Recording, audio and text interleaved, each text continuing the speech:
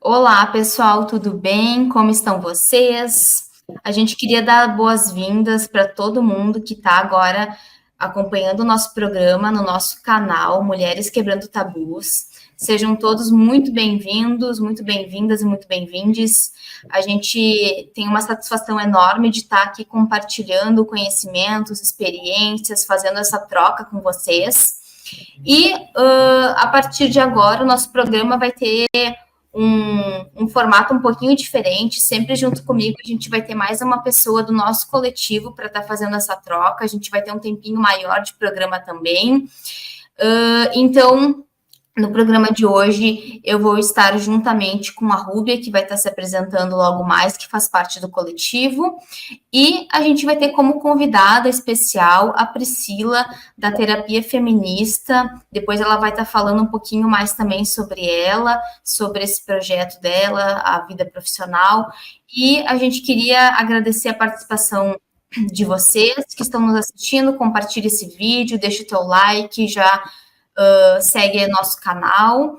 Então, primeiramente, Rúbia, se quiser se apresentar, e depois a Priscila vai falar conosco. Então, eu sou a Rúbia Rodrigues, sou psicóloga com experiência em atendimento com mulheres e também violência contra a mulher, e faço parte do coletivo Mulheres Quebrando Tabu, enquanto participante e enquanto psicóloga também. A gente tem, então, para você que não sabe, um atendimento social, né, para mulheres. Então, quem tiver interesse, souber de alguém que precisa, a gente faz esse acolhimento. A gente também tem acolhimento jurídico, né, seja você aqui da região do Vale dos Sinos, né, região de Novo Hamburgo, ou qualquer outro lugar, porque a gente atende online também. Então, hoje a gente vai ter como convidada para estar aí nesse início de canal do nosso coletivo, a Priscila Sanches. Priscila, queria agradecer a tua participação, a tua disponibilidade. A gente sabe que tu faz aí 1000 coisas, né? Tá sempre ativa no Instagram, tem os seus atendimentos, e mesmo assim tu teve um tempinho aí para falar conosco. Então, queria que tu se apresentasse, né? Quem é a Priscila, para quem está te assistindo, se tu puder fazer uma audiodescrição também. Ok, vamos lá. Eu que agradeço o convite de vocês, assim, eu sempre digo que toda vez que eu recebo um convite, eu fico muito feliz e muito honrada, porque na época da minha faculdade, a gente não conhecia a psicologia feminista, né? Eu não vi isso na grade do meu curso. Eu sou formada pela Universidade Federal de Ceará, tenho especialização em psicologia e psicoterapia online pela PUC do Rio Grande do Sul, e tenho formação em saúde mental, gênero e sexualidade pelo Instituto Nostro. E eu vivo 100% de clínica desde que eu me formei, né, há 7, 8 anos atrás. Então, eu só entendi que faltava alguma coisa na minha formação a partir do momento que eu fui para a clínica escutar mulheres. E ali eu percebi que elas traziam muitas demandas semelhantes. E a partir disso, curiosa e entendendo que existia uma falta ali, que a minha formação tradicional não podia suprir, eu fui em busca de informações. Então, as mulheres, elas trazem muito autoestima, autoimagem, relacionamentos abusivos para dentro da clínica como principal demanda, como principais demandas, e eu encontrei na psicologia feminista uma maneira de acolher essas mulheres de uma forma muito mais completa, né? Então, eu acho que toda vez que eu tenho uma oportunidade de falar sobre o meu trabalho, toda vez que me abrem espaço para falar sobre isso, para falar diretamente com as mulheres, eu sempre me sinto muito honrada com o convite, então é um prazer estar aqui com vocês. Muito bem. Eu acabei esquecendo, né? Eu já fiz a minha audiodescrição quando a gente tinha o nosso programa na Vale TV, mas para quem está assistindo agora no canal, vou fazer também. Eu sou uma mulher branca, tenho cabelos loiros, na altura do peito. Eu estou hoje com um tererê que eu fiz aqui na praia, feito por uma mulher indígena, para valorizar também o trabalho dessas mulheres que vivem dessa arte, né? Tenho olhos azuis, estou vestida com uma blusa na cor azul também. Rúbia, se quiser fazer tua audiodescrição. Eu sou uma mulher branca, ruiva, não é natural, mas eu sou ruiva, estou ruiva. Estou de óculos, fone de ouvido, uma blusa preta e um choker, que é um colar mais justinho assim no pescoço. Muito bem. Eu sou uma mulher branca, de cabelos pretos, olhos castanhos. No fundo, aqui minha parede está num tom bem clarinho. A minha blusa tem uns desenhos, que eu também não sei explicar muito, mas é preto e branco também. E eu acho que é isso. E brincos de argola nas orelhas. Perfeito. Priscila, então, a gente tem algumas dúvidas, algumas curiosidades para quem está nos assistindo, né? E para a gente ter essa troca. Algumas coisas tu já foi pincelando nessa primeira fala, mas a gente vai perguntar para te aprofundar, ou se vier alguma outra coisa que tu queira compartilhar, né? Tu comentou que esse interesse na psicologia com perspectiva de gênero surgiu a partir da tua prática, né? Do teu chão aí na clínica, né? E a partir desses primeiros atendimentos, como é que foi, assim, essa tua necessidade, assim, quanto tempo demorou para te entender que faltava algo a mais? Demorou 1 ano, mais ou menos. E as primeiras demandas, elas foram já muito fortes, né? Porque a gente recebe na clínica todo tipo de demanda, eu sempre digo isso, é por isso que nós somos profissionais generalistas, né? Porque a gente não tem que só saber sobre transtornos mentais, mas a gente tem que saber sobre transtorno mental, sobre relacionamento abusivo, como trabalhar autoestima, então cada pessoa vem com 1001 demandas. E eu nunca coloquei um limite ali naquela demanda. Tem psicólogos, por exemplo, psicólogas que não atendem abuso sexual infantil, porque acham aquilo muito pesado. Eu não tinha esse limite, então, quem me buscava, eu atendia, e as primeiras demandas giravam em torno disso, né? Eu lembro de uma paciente, bem no início, que ela foi contar uma vida uma infância muito marcada pelo abuso sexual do próprio pai. Então, assim, eram histórias pesadas de se escutar, né, porque nós somos seres humanos ali, então é difícil vivenciar para essas pessoas como vítimas, mas também é difícil para a gente escutar, né, são relatos muito fortes, e a partir do momento que a coisa ia avançando, eu fui entendendo que tanto a minha abordagem quanto tudo que eu havia estudado dentro da graduação tinha um certo limite do que eu podia acompanhar, e que faltava, porque a gente, pelo menos antes, nós éramos muito ensinados na faculdade, não sei até que ponto isso é verdade hoje em dia, mas a gente era muito ensinado a ver as pessoas como indivíduos, descolados do coletivo, e foi essa falta que eu senti. Então, existe um processo de socialização muito intenso, muito violento que as mulheres passam, os homens também têm um outro tipo de socialização, e que isso aparecia nas demandas dessas mulheres, e eu também atendo homens, atendo mais homens gays do que homens heterossexuais, mas também atendo um ou outro homem heterossexual, e eu conseguia fazer essa comparação, né, por que os homens que eu atendo costumam ser tão mais seguros do que as mulheres que eu atendo, né? Então, a mulher que eu estava olhando tinha qualidades incríveis, mas ela não se sentia assim, né? Um complexo de inferioridade muito grande. E os homens não, né? Os homens conseguiam se colocar ali, conseguiam enfrentar uma entrevista de emprego com muito mais confiança do que as mulheres que eu acompanhava. E isso foi me chamando a atenção ao longo do tempo. Então, quando eu busquei e encontrei a psicologia feminista, e mais do que isso, tive que me aprofundar nesses estudos, aí tudo fez sentido, né? Fez sentido tudo que eu desconfiava, e aí eu passei a ser uma psicóloga com perspectiva de gênero, que eu acho que não só isso, mas a psicologia no geral tem passado por uma mudança muito grande nessa área, tanto a psicologia feminista quanto a psicologia decolonial, porque também a gente pega muitas teorias de homens brancos, europeus, e claro, eles têm as suas contribuições inegáveis, mas a gente precisa entender a nossa realidade como mulher sul-americana que somos. Então, assim, tudo isso também no campo da racialidade, né, a psicologia também vem fazendo um excelente trabalho nisso, então psicólogas negras vão falar sobre a realidade de ser uma mulher negra, então a psicologia está encontrando uma forma de entender essa interseccionalidade e colocar isso dentro da clínica, porque isso não pode ser ignorado.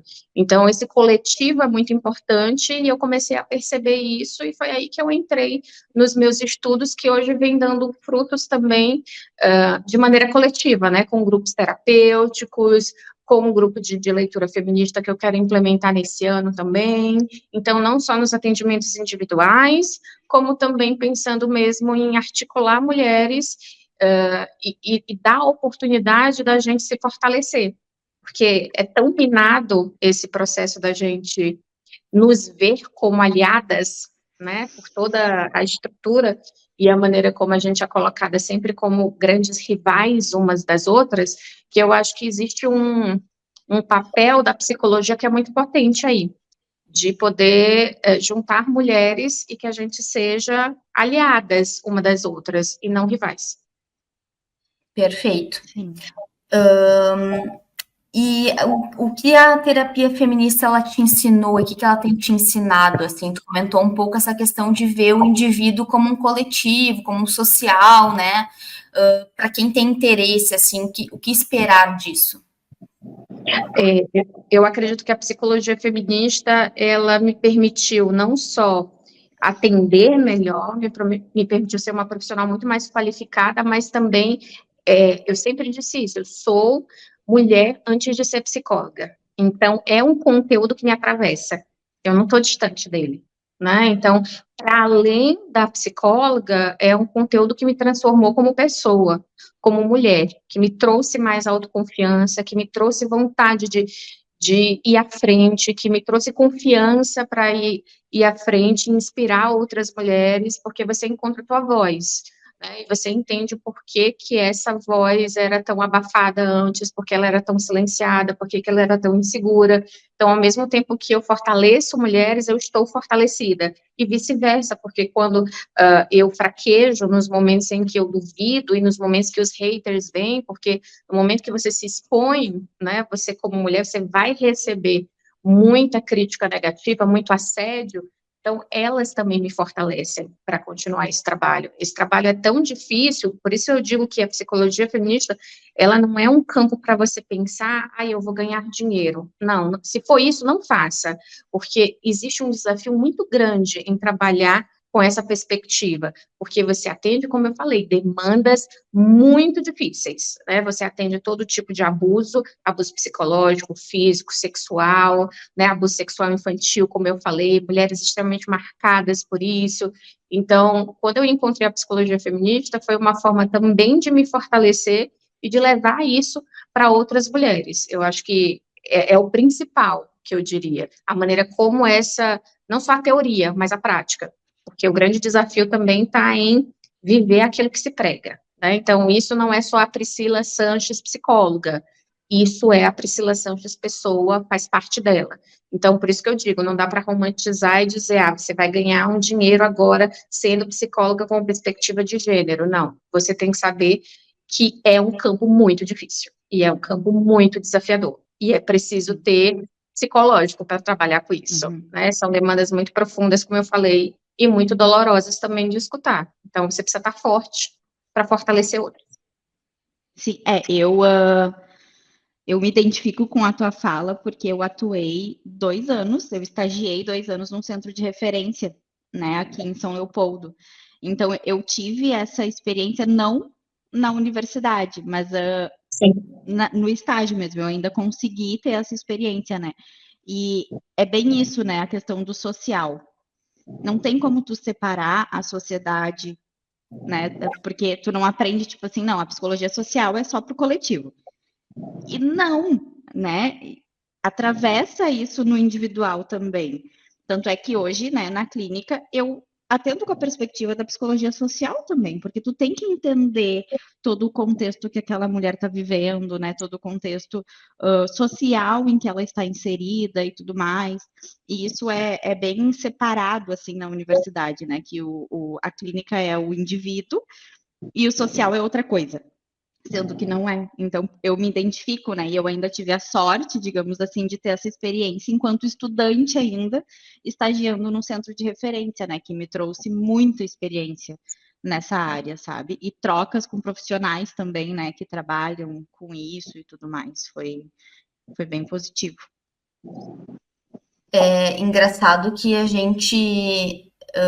Nós somos de áreas diferentes, porque eu sou da educação física, sou professora de educação física, mas como ouvindo vocês falar, como esse tema atravessa as outras áreas, né?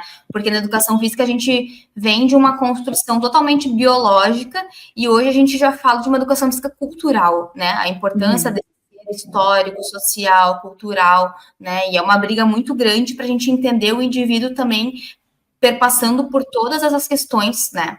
Então, importante que a psicologia avance e esteja nesse caminho também, né? E a tua fala, Priscila, é muito importante, que eu digo assim, de estar alinhado com os teus propósitos, né?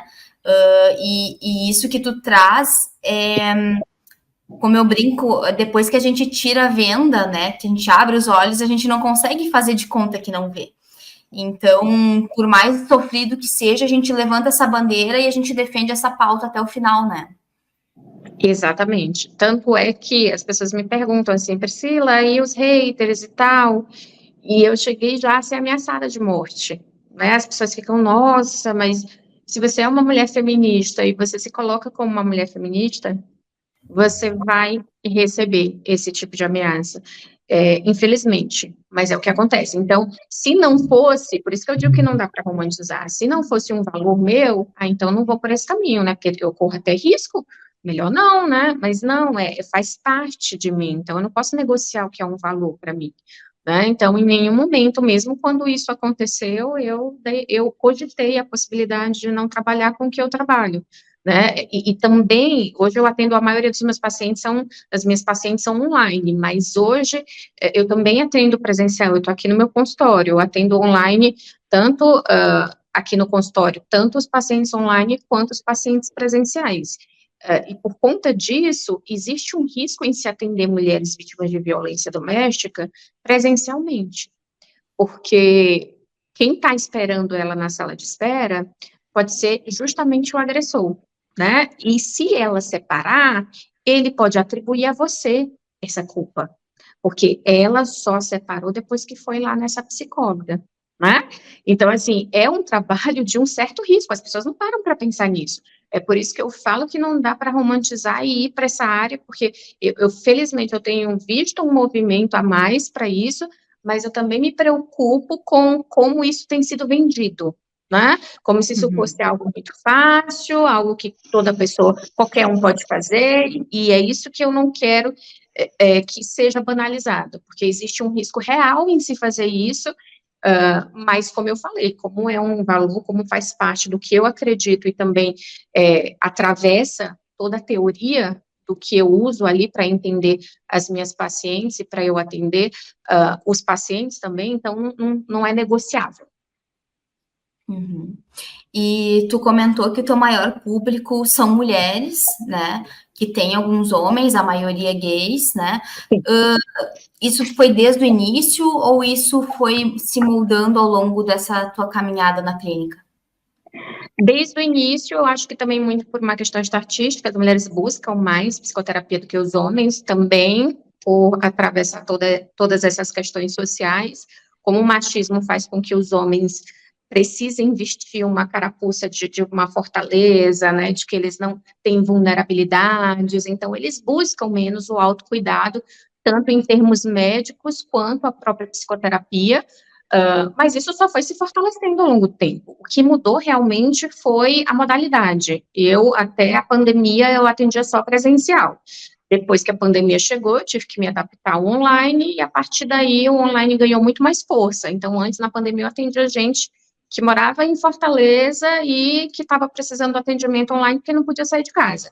Depois, à medida que eu fui também investindo mais na internet, no Instagram, a coisa foi ganhando forma e hoje eu atendo muito mais mulheres fora, né, do Ceará, fora até do Brasil, do que pessoas aqui de Fortaleza. Então, o que mudou foi a modalidade, mas, assim, o maior público, eu acho que da maioria dos psicólogos, a não ser que seja um psicólogo muito voltado para o público masculino, mas eu acho que a maioria realmente são mulheres.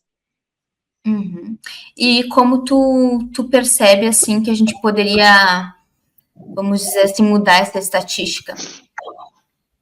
Olha, eu acho que é preciso trabalhar desde a educação mesmo, da educação que se tem, tanto em termos de escola, quanto em casa mesmo, a família. Eu sempre digo que toda vez que a gente vai receber alguém, a Rúbia deve saber muito disso, a gente sempre volta à infância dessa pessoa, né, porque quando a forma que ela foi criada vai dar a ela certos modelos, né, vai fazer com que ela normalize certas coisas. Então, a gente volta ali para como essa pessoa foi criada.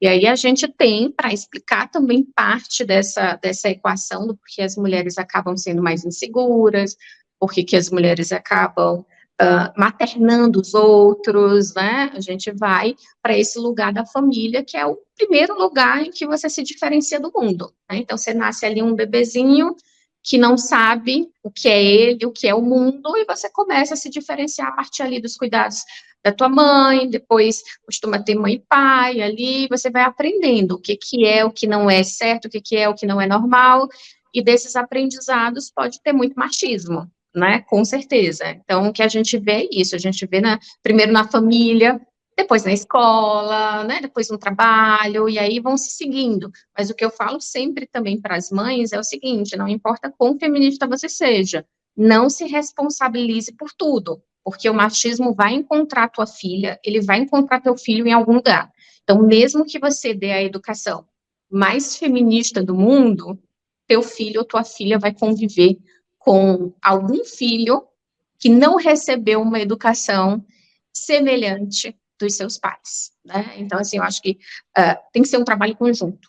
Família, que é essa célula, e sociedade, né? Agora, para isso, a gente tem um longo caminho a percorrer, porque para muitas pessoas, feminismo ainda é palavrão, né? Uhum. Inclusive, a gente sempre fala, e no começo a gente tinha muito receio de falar, né, de intitular o nosso coletivo como feminista, porque muitas pessoas já se fecham e não abrem a possibilidade nem da escuta quando ouvem esse termo, né? Uhum. Mas eu queria que tu comentasse um pouco também, tu já deu algumas dicas para nós, assim, dos prós e dos contras da terapia feminista, né? Sim. Realmente, como contra, eu vejo isso. É mais arriscado, também dá muito mais trabalho, porque você tem que estar o tempo inteiro ali lendo, se atualizando, buscando referências. É uma coisa a mais, né? Porque, assim, a psicologia, o feminismo, aliás, ele não se propõe a ser uma abordagem, não é isso, né?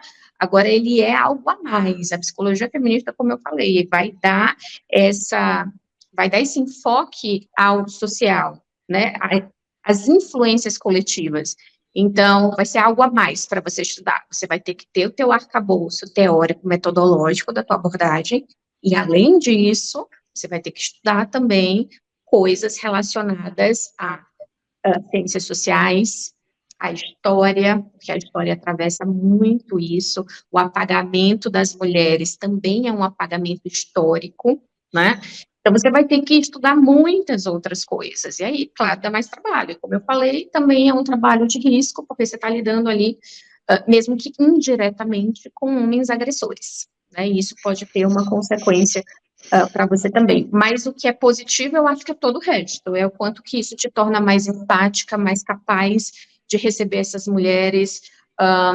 É sempre muito comum que as mulheres venham para a clínica com medo de serem julgadas, porque elas são julgadas tanto na sociedade, elas são culpadas, elas são revitimizadas. Quantas mulheres não denunciam os seus abusadores, porque eles têm algum poder, né, de influência, material, financeiro, ou porque elas têm medo de serem julgadas quando vão procurar uma delegacia, e o pior é que isso realmente pode e costuma acontecer. Então, quando elas chegam em uma psicóloga com perspectiva de gênero, ela não vai escutar nada disso, ela não vai ser revitimizada, né, e só isso já é uma grande coisa. Pode parecer pouco, né, mas a sociedade que está lá apontando, achincalhando, e essa mulher encontra um espaço seguro para ela poder falar sobre as suas feridas mais profundas, desde a infância até o momento atual que ela está vivendo, eu acho que isso é maravilhoso. O trabalho que a psicologia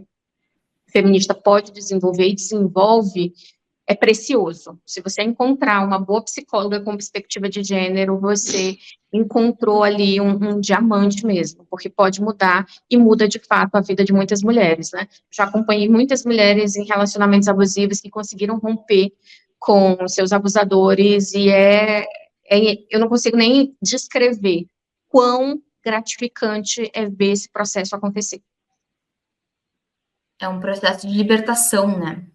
Exatamente, de libertação e depois, porque a terapia é muito importante também para depois que essa mulher terminou. Não é só a ideia do ela terminou, agora resolveu o problema. Não, ela terminou e ela está cheia de sequelas desse relacionamento abusivo. Então, permanecer na terapia é lidar com essa mulher, acolher essa mulher nas consequências, nas sequelas que aquilo gerou, né? Porque ela é uma mulher que se torna super desconfiada, ela pode ter desenvolvido um transtorno mental, especialmente um transtorno de ansiedade, uma depressão, um transtorno de estresse pós-traumático, que também é muito comum. Então, você vai acompanhar essa mulher no processo de se reerguer, de se reencontrar, porque essa autoestima está tão massacrada, está tão abalada, que essa mulher não acredita mais em si mesma, ela duvida das próprias percepções por conta do gaslight. Então, você vai acompanhar todo esse processo de ela se reconstruir e ela se reconhecer, que eu acho que é isso, eu acho que a terapia com perspectiva de gênero devolve para essas mulheres quem elas foram um dia, né? Então, isso é muito poderoso. Elas passam a se reconhecer de novo. Nossa, eu era uma mulher tão feliz, eu era uma mulher com a minha individualidade, e a relação abusiva realmente tira tudo isso dela. Isso tem muito, né, na minha clínica, né, não sei como é para ti, mas, tipo,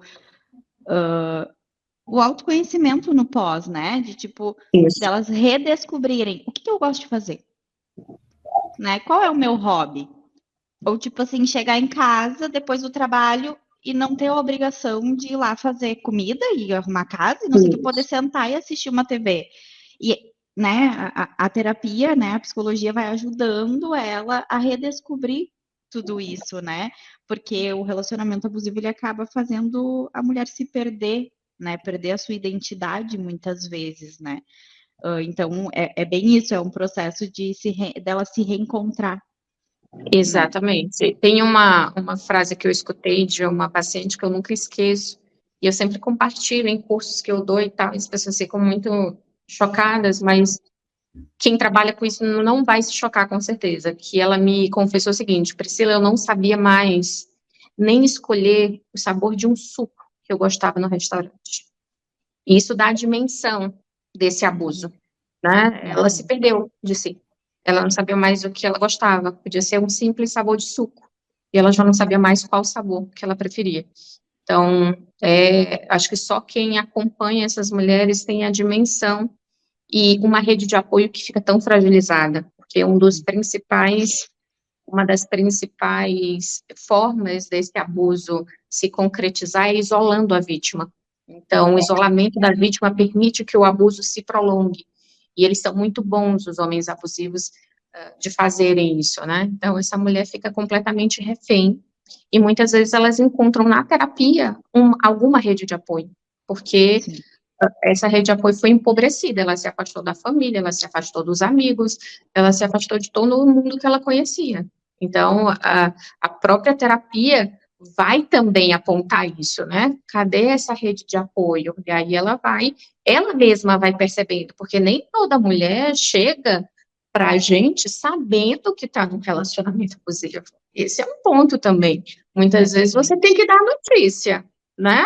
E é claro que você não vai assustar numa primeira sessão, você vai criando um vínculo, vai escutando, vai fazendo depois certos apontamentos, certas devolutivas, para que ela mesma chegue àquela conclusão, e se não chegar, a gente vai ter que dar a notícia. O nome disso é abuso psicológico, o nome disso é gaslight, o nome disso é inversão de culpa, e é por isso que é tão importante você saber desse conhecimento, ter esse conteúdo, porque como é que você vai orientar a paciente que está passando por aquilo, se você mesma normalizou aquilo por fazer parte dessa cultura? Porque todas nós estamos inseridos nessa sociedade. Então, se você não estudar sobre isso, pode ser que a paciente fale de um relacionamento abusivo e você mesma não identifique, né? Então, por isso é tão importante saber desses conteúdos, e com certeza é o que a Rúbia falou, elas conseguem se reencontrar. E Priscila, tu tem uma rede social bem grande, assim, bem forte, né? E muito produtora de conteúdo importantíssimo, assim, muito rico, né? Desde quando, assim, tu entendeu que ali poderia ser um meio de estar divulgando, conscientizando, como é que é, né, no meio de lidar com a clínica, ter a rede, produzir, receber pessoas a partir dali, tanto procurando ajuda quanto, né, os haters? Assim, o Instagram, ele, na verdade, assim, toda a minha trajetória não foi uma trajetória pensada, né? Então, eu sempre brinco, assim, que se eu tivesse que dar um workshop, como fazer para... Eu não sei, porque eu cheguei até aqui fazendo o que eu amo fazer, foi isso. O resto foi consequência desse processo. Então, assim, o Instagram, eu sempre gostei muito de escrever, né? Eu sempre fui muito boa em escrever. Eu tenho um pai que é escritor, a área dele é de direito, e ele sempre me incentivou muito a leitura. Então, eu lia, sempre li muito, lia também na faculdade, porque você fazer psicologia sem gostar de ler é uma tortura, né?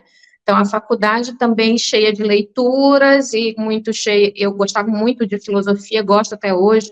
Gosto muito de ciências sociais, e eu ia lendo aquilo, depois que eu descobri a psicologia feminista, mais ainda, porque todos esses assuntos me interessam demais, e eu queria algum lugar para escrever.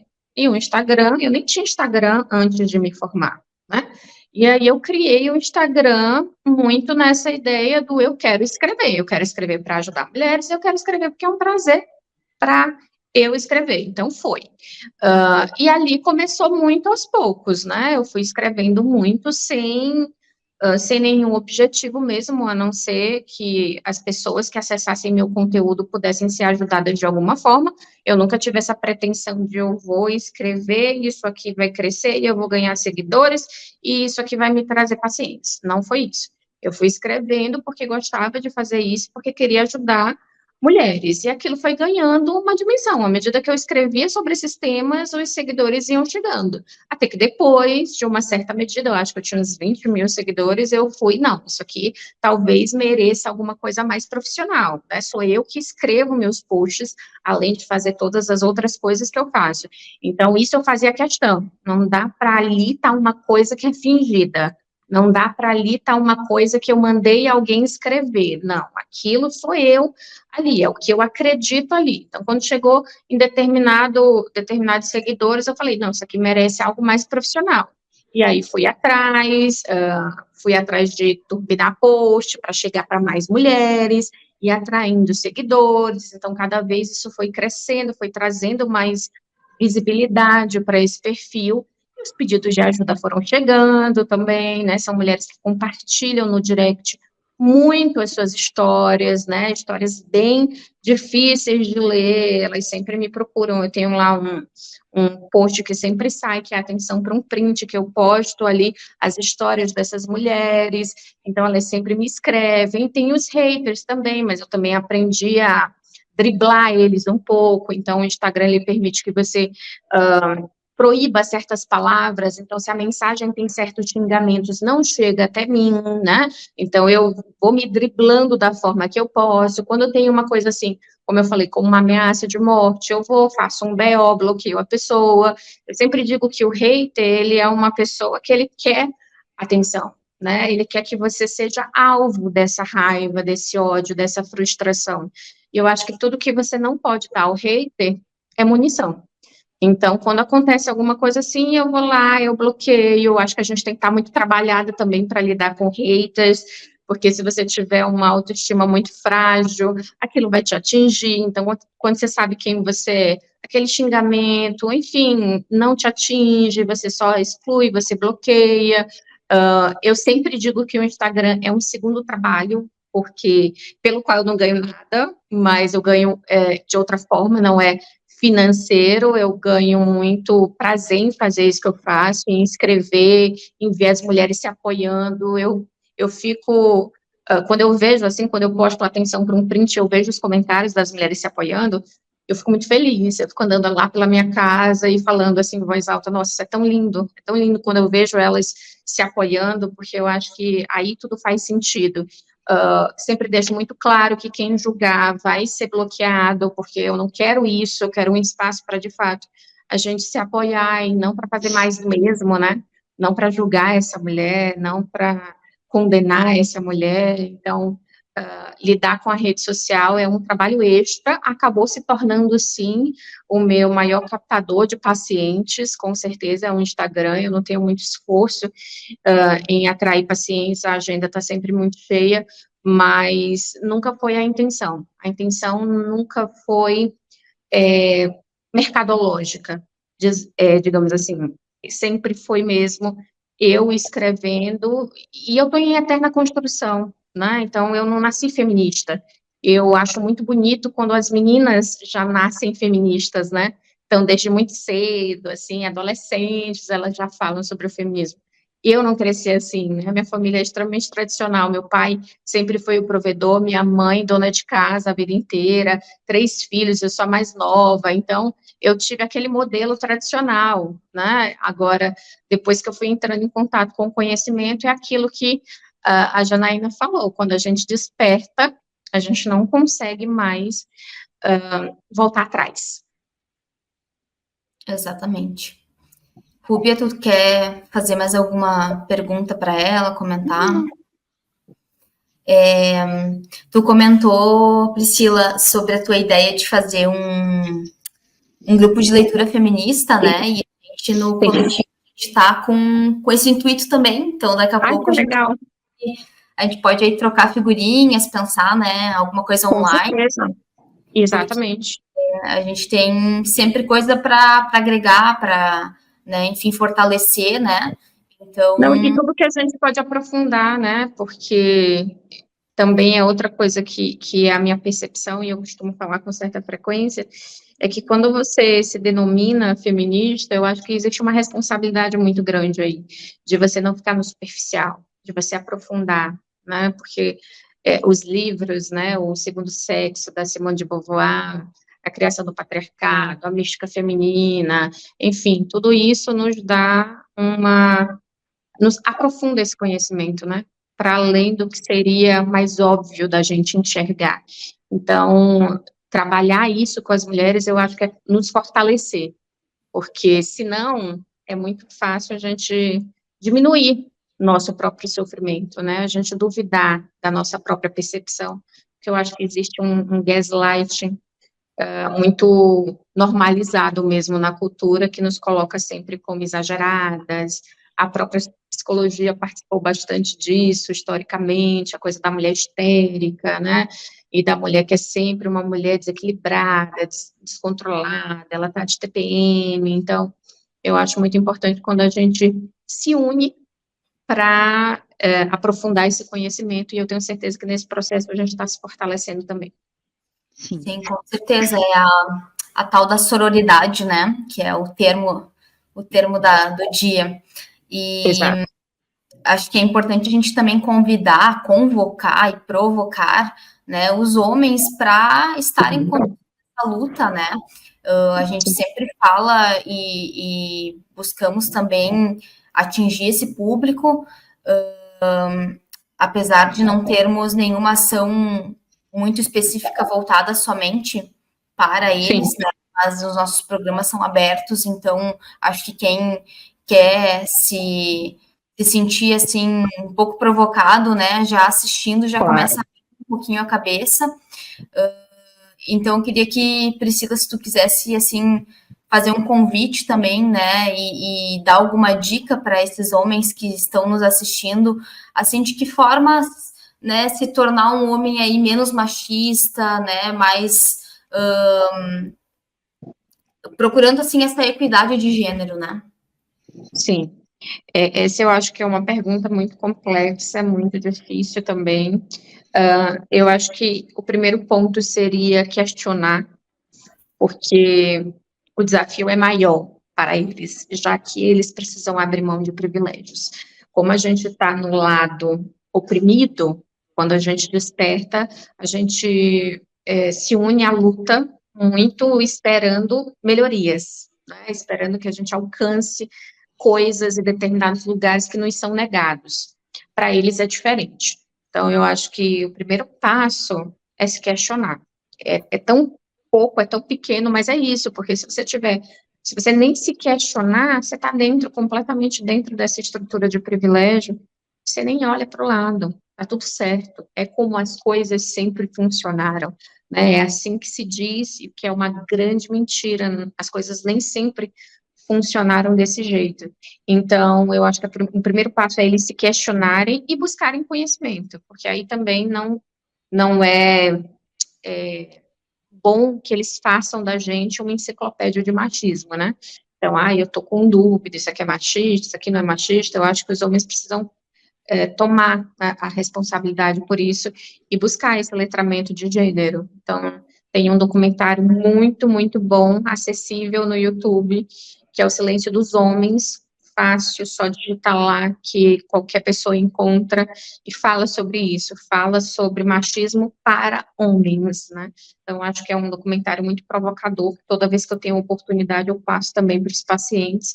Leituras também é super importante, tem um livro feito por um historiador francês que se chama Homens Injustos, e é um livro bem provocador, é um livro que vai muito na direção da história da coisa, então vai explicar das origens do patriarcado, porque a história do homem moderno tem cerca de 190 mil anos, e o patriarcado tem 3 mil anos, então as coisas não funcionaram sempre assim, né? O patriarcado, ele surge historicamente, então você vai desconstruí-lo historicamente também, né? E é o que ele fala, é o que ele traz, ou seja, é uma proposta de um homem escrevendo sobre isso. E aí eu acho que é importante, né, que eles leiam homens que tenham um outro pensamento, né? Eu acho que as dicas que eu daria são essas, e depois dessa provocação, depois de se questionar, eu acho que é partir para a ação mesmo, né? Então, são detalhes, e não tão detalhes assim, no dia a dia, que um homem pode, com certeza, fazer diferente, mas que ele está ali se mantendo acomodado. Tem a história da carga mental, por exemplo, o homem vai fazer as compras, nossa, ele é ótimo, porque ele faz as compras, mas quem faz a lista é a mulher, né? Então, quem sabe se está faltando café, arroz ou feijão é a mulher. Ele não gerencia nada da casa. E é a mulher que fica responsável por isso. Se tem filhos, é a mulher que sabe o nome da pediatra, é a mulher que sabe o nome da professora, é a mulher que sabe se faltou fralda. O homem não se responsabiliza por nada. Então, mais um exemplo muito prático de coisas que ele pode fazer a diferença ali na prática. Muitas vezes ele tem uma mulher super sobrecarregada, né? E que ele não entende por que ela está sobrecarregada, já que os papéis de gênero estão tão bem estabelecidos ali, que ele sequer se questiona sobre isso. Então, primeiro, se questionar e depois colocar em prática. Me lembrou muito o conceito da Valesca Zanello, que é a Casa dos Homens, né? Ela é uma pesquisadora maravilhosa da UNB, e ela fala muito sobre gênero, e ela fala muito sobre essa socialização masculina, e a Casa dos Homens é isso, é o pacto da masculinidade. Então, se eu me diferenciar dessa masculinidade tóxica, eu vou sofrer as consequências por isso. Então, ele se sente acuado e coagido também, porque no momento em que eu me posicionar, eu vou ser excluído, né? Eu vou ser rotulado, eu vou ser taxado, né?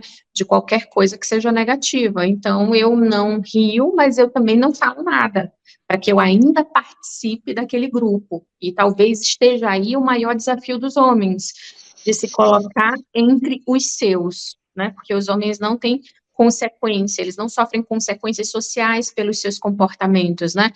Um homem que agrediu uma mulher vai ser um homem que vai continuar sendo acolhido pela própria mãe, pelo próprio pai, pelos próprios irmãos, né? Ninguém vai excluir esse homem, ele não vai ter nenhuma consequência daquele comportamento. E as mulheres, elas veem o outro oposto, né? Uma mulher que trai o seu parceiro é uma mulher que pode ser morta, por isso, né? Pode ser aniquilada por isso. Então, as coisas funcionam muito diferente para homens e para mulheres. Priscila, a gente quer te agradecer muito pela tua disponibilidade. Foi uma honra, um prazer falar contigo. A gente fica à disposição para a gente estar aí tocando outros projetos juntas, né? E se tu quiser deixar algum recado final, deixar tuas redes, teus contatos. Pronto. O arroba do Instagram é @terapia feminista, super fácil, tudo junto. Você pode entrar em contato comigo por lá, tem meu WhatsApp também, tem um link por lá. Eu estou abrindo agora um grupo terapêutico chamado Sororidade, só tem 2 vagas restantes, estou abrindo dois grupos, que é justamente para mulheres vítimas de qualquer tipo de abuso. Então, como eu falei, articular mulheres, reunir mulheres, juntar mulheres para a gente se fortalecer. E só reiterar a felicidade, o prazer de ter conversado com vocês. Foi uma delícia. Obrigada, então. Rúbia, obrigada também por estar com a gente. A gente agradece a audiência de vocês. Não esquece de mandar esse vídeo para outras pessoas, compartilha muito e até o próximo.